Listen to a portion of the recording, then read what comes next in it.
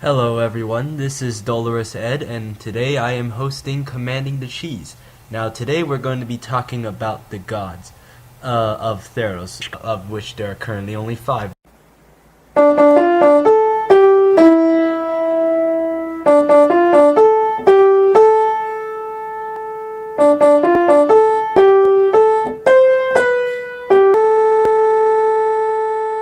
Before we get started, about my last podcast, I had realized that apparently the Planeswalkers are now a lot better than I thought. I mean, Elspeth is apparently a 2-of in some control, and apparently Ashiok is now a 3-of, not even against the control sideboard, but apparently it was found good enough to be, well, just main board against aggro. But today I'm going to be talking about the gods, and I'm going to try to avoid standard this time since the results currently in standard kind of speak for themselves. And I will be doing this in alphabetical order. Now, before we get started, all of the gods have the same rules. They are legendary enchantment creatures with the type god.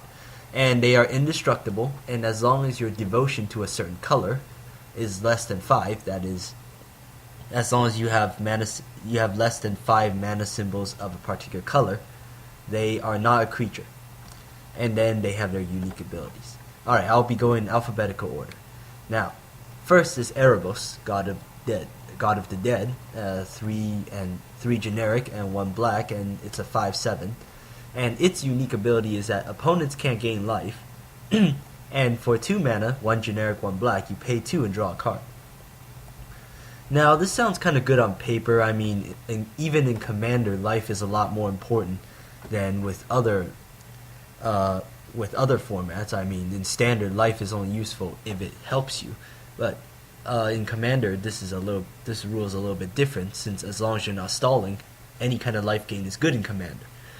Now, the thing is though that Erebos' abilities are kind of a hate magnet.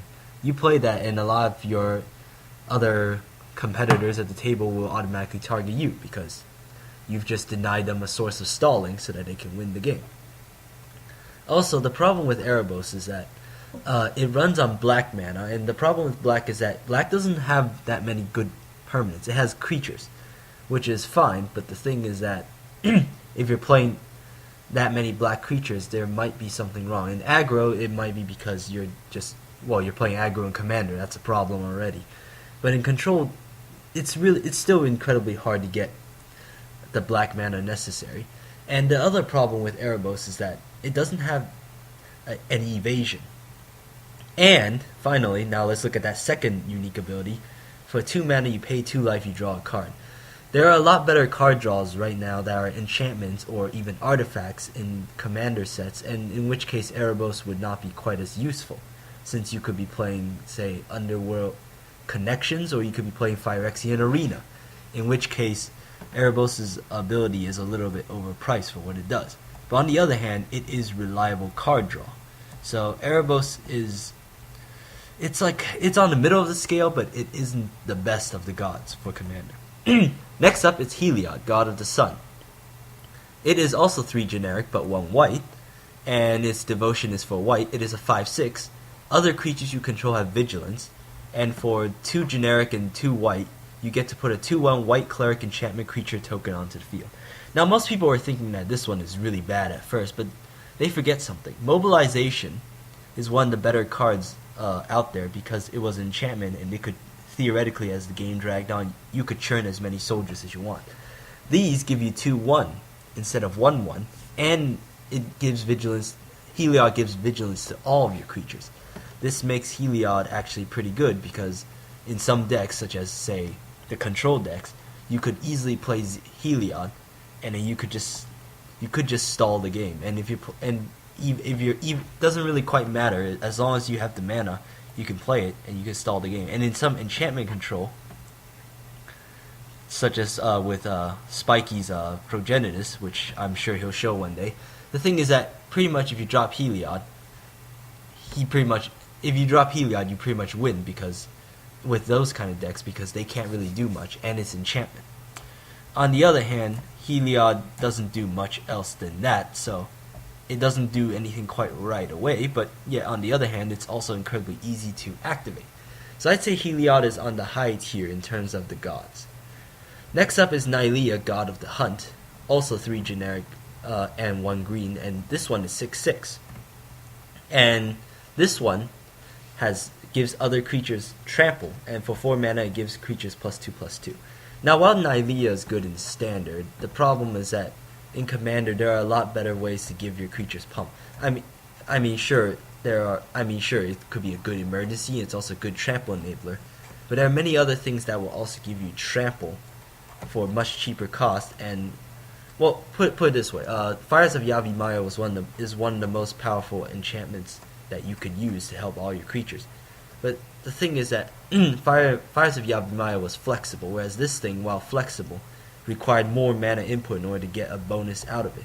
And while Fires of Yavimaya, yes, it's only one time, the thing is that one time would matter, whereas with green, or playing somewhere along the lines of green, you're throwing your mana down, or you're playing tokens, so you're just throwing your mana for your token stuff. And in which case, while it is good, don't get me wrong, it's good, but the thing is that unlike standard, where there's only 20 life, it's a lot harder to use Nylea's abilities efficiently. So I'd say Nylea is also somewhere in the middle. The 4th god is Perforos, God of the Forge, and as long as it's also 3 generic and 1 red, sorry. And as long as your devotion to red is less than 5, Perforos is a creature, which I've mentioned before. But this one got everyone's attention when they first saw it. But when another creature enters the battlefield under your control, it deals 2 damage to your opponents. And for 3 mana, you get +1/+0 for your creatures. Now this would be a better version of Nylea. See, Nylea only grants 1, grants the buff to only 1, whereas Perforos will give it to all of your creatures. For a token deck, that's a better swing, unlike Nylea, who could only target 1 at a time and is thus suited for a slower deck. But the thing is that in order to get that mana, you probably be playing tokens. But Perforos is perfect because while it's 3 mana, it does give it to all your creatures, which makes Perforos more reliable in that you can easily use it to finish off a game relatively quickly. And that 2 damage to each opponent is a mixed blade. It's a double-edged blade. It's like on one hand you could play it and you could use your token swarm to proceed to win the game and stuff. But on the other hand, if you're doing that, your opponents are also going to notice and they're going to start hitting you right back. So the problem, Perforos is the better one, but the problem is that if you play, you are pretty much committed to fighting everyone. Which means if you're playing Perforos, you must have a good plan right away, which is the only problem. I'd say Perforos is better than Nylea, and definitely better than Erebos, but probably not better than Heliod. Now finally is Thassa, God of the Sea, and for some reason Wizards decides that this 5/5, oh I forgot to mention Perforos is a 6/5, but Thassa is 2 generic and 1 blue. And now the interesting part about Thassa is that they made it 3 mana. They were assuming that somehow blue would have a hard time getting the devotion, but they forget that blue likes playing permanents that have double blue, and the big one is Jace, of course, so that's already 3. So devotion is surprisingly easy to pull off with Thassa. That's what no one realized.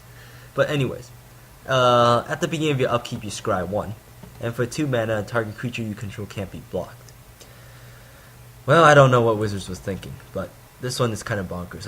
I kind of debate it being better than Heliod, because Heliod can win the game for you. But on the other hand, Thassa with many decks, such as Rafik of the Many, or even Zur the Enchanter, will pretty much win you the game, since once you use the unblockable, you pretty much get through. And in a game like Commander, where the commanders, if they hit for 21, will win, Thassa pretty much ensures that you will be hitting. You will be hitting with those commanders. And in fact, speaking of Zur the Enchanter, you can use Zur to pull out Thassa.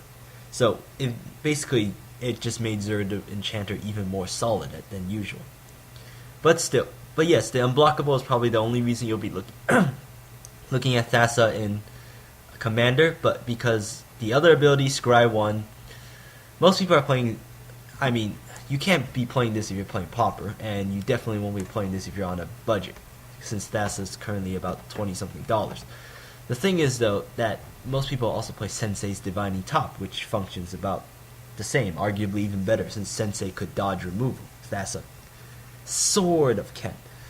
So ultimately, Thassa is still the best of them, ultimately, but really you're probably not going to be playing Thassa as your commander. You're probably just going to use Thassa as some form of support for one of your commanders. So in conclusion, I'd say that the order of most powerful to least powerful would be Thassa, then Heliod, Perforos. I've thought about it, and Perforos is much coherent for many decks. Then Erebos, then Nylea. And personally, some of them are Heliod and maybe Perforos would be good as a commander, but the other three don't really feel like well, I mean, Perforos probably you want to play it also as a support just because Red doesn't have that much tokens. Red usually needs other things in order to make the tokens. But bottom line is, though, that these gods are good. You're probably not going to be playing them as main commanders. You're probably going to be using them as support, but they're all good. They are all solid, and even though I rank them in a particular way, they are all good, solid commanders. And so that would be my conclusion. I am Dolores Ed, and this is Commanding the Cheese. Thank you.